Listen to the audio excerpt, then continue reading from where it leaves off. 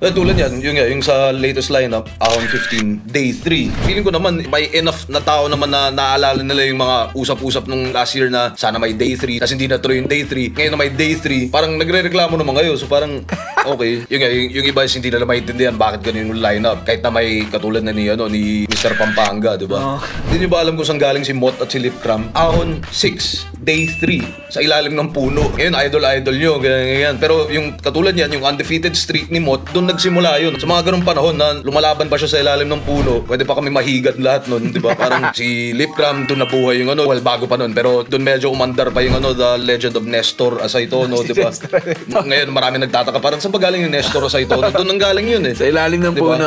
EJ Power, Ahon 6, Day 3. Napanood ko rin siya doon. While ang daming wild na nun, nung panahon na yun, more of ganun eh, parang kailangan ko ba bang ipaalala yun sa ibang fans na parang mga galing sa Day 3 dati. Pucha, yun yung mga balang araw, masuportan nyo.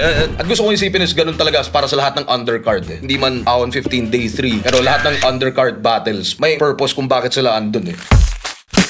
Listen up, yo. Linya Linya Show.